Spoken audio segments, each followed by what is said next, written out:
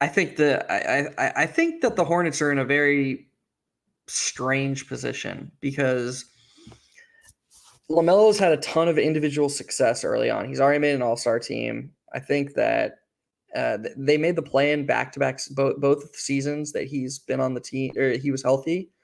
They didn't last season. Yeah, they didn't last season.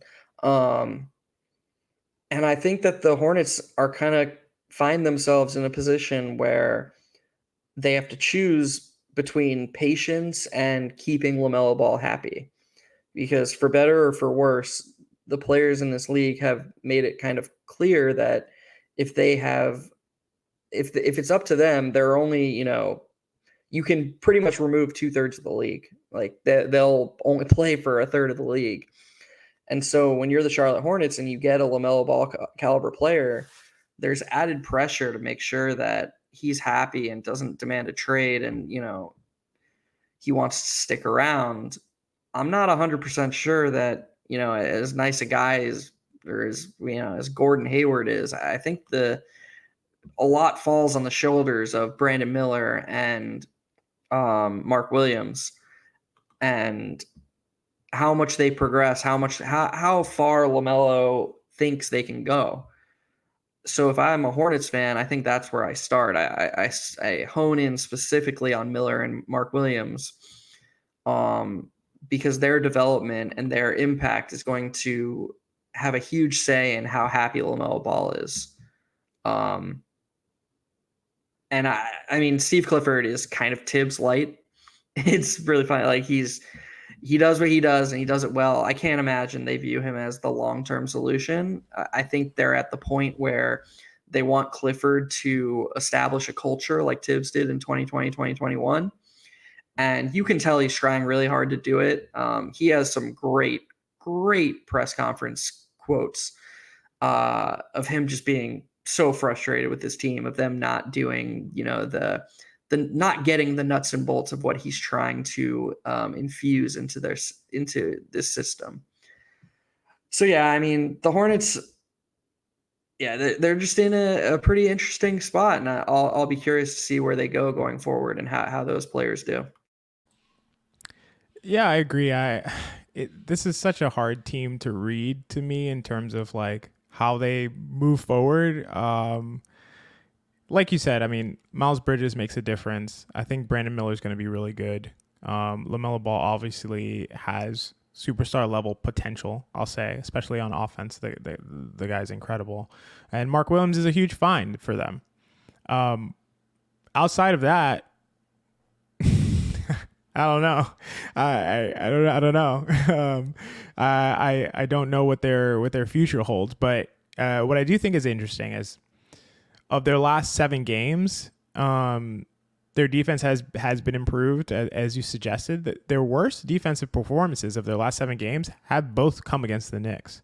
The game against the Knicks on the 12th of November, they gave up 144.3 points per 100 possessions pace to the Knicks, which is like, the worst defense in the history of basketball, obviously.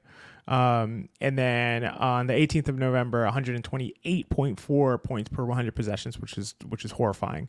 But outside of those 2 games, their defense has been, pretty solid in terms of what they're giving up, in terms of their effective field goal percentage.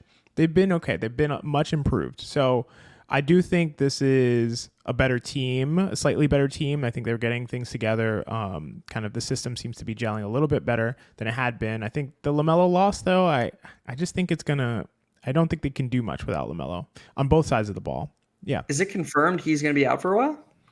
No, it's not confirmed that he's going to be out for a while, but did you see the injury? Did you see him go down and kind of, yeah, like it just didn't look good. They did x-rays that were negative. I don't know if they did an MRI, but at the very least it's like probably a severe sprain. I can't imagine him playing like, the next couple of games at least.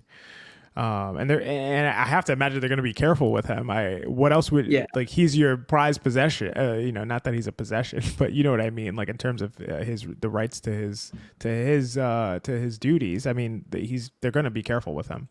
So I can't imagine he plays like, coming up soon. So To me, like I said, their defense has been better. Their defense is worse without LaMelo Ball, which I know is like I feel like that's surprising to most, but I just can't imagine them doing much. What I do think is interesting as far as like the relevance to the in-season tournament, because this is the final in-season tournament for the Knicks, and I believe it is also for Charlotte.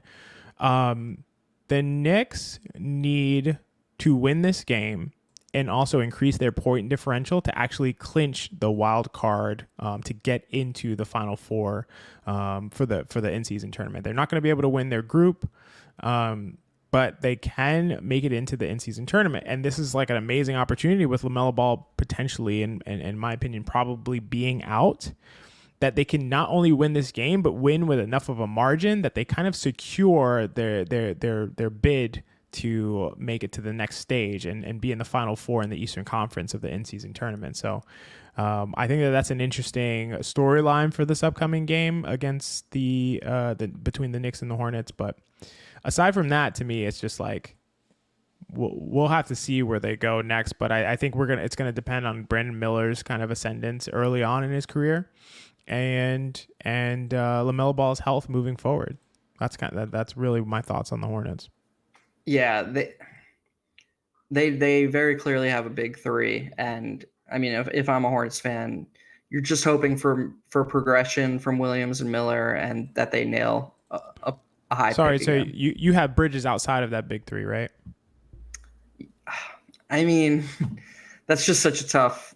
I don't think they want him there long term. I mean, Yeah, or maybe they do. I mean, he's only 25, so he's only 25. Yeah, and he's good. So look, maybe they do. And maybe they think they're a wing away, with LaMelo, Miller, Bridges, and Mark Williams. But yeah, the Bridges thing, it's just so weird. I don't know enough about what happened off the court. So it's just tough to comment on how much the Hornets want him to be a part of their future, Right. Yeah, of course. But just as far as an on-court presence, just what he brings, and his age. I mean, okay, LaMelo is 22, Miller is 21. Mark Williams is 21, going to be 22 in December. And Bridges is 25. I don't know. Again, we don't know if they wanted to be there long term or what that actually looks like. But as far as like a core, imagining a core 2 to 3 years from now, it's a good fitting core. Yeah, that's what I was thinking. I mean, and Bridges at that power forward position, he's switchable. He can shoot. I mean, he shot 40% from 3 2 years ago on 4.5 attempts. Yep. That dipped, 2 seasons ago, 2020, 2021. He didn't play in last season because of that stuff. That dipped in 2021, 2022, but so did his 3-point attempts. He shot 6 a game. He was down to 33%. And this season, only 5 games, but he's settled in at 37.5% on 5 a game. That's, you're fine with that from your power forward, especially he's not a Julius Randle type. He's not dominating a bunch of possessions. He's playing off ball. He's attacking the offensive glass. He's doing all these things. He's averaged, 1 or more offensive rebounds a game for pretty much his entire career. And again, he's a switchable, good defender. So yeah, I mean, he can fit in between Miller and Mark Williams, which helps you. And I do like that core if there's progression. You said it a few weeks ago. Brandon Miller showed a lot of early signs on both sides of the ball. He hasn't really put it all together, but you are seeing flashes from Brandon Miller in terms of how he can help you on both sides of the ball. And interestingly enough, I thought that he was going to lean more 3-and-D. He showed flashes off the bounce. I still don't think he's a good enough passer to be an offensive engine, but I do think that he could be a good fit off of LaMelo Ball if LaMelo Ball keeps improving and becomes, if LaMelo Ball becomes an all NBA level initiator, Brandon Miller doesn't have to be, a star offensive initiator. He just needs to be capable, because you do need that secondary initiator. Yeah. All of a sudden you have LaMelo and Brandon Miller, Mark Williams, who's a good interior passer, just a very impactful player, and you have Bridges roaming on both ends. The Hornets might not be as far away as it seems like they are right now, especially if Clifford builds a good system with accountability and work ethic, like we've seen that's worked with the Knicks. I mean, Thibodeau gets a ton of shit, but look at how quickly he plays. Look at, all their young guys. They live and die with each game, and they do that because of the system they've grown up in. And if Clifford can get his guys in Charlotte to do that, the Hornets might not be as far away as it seems.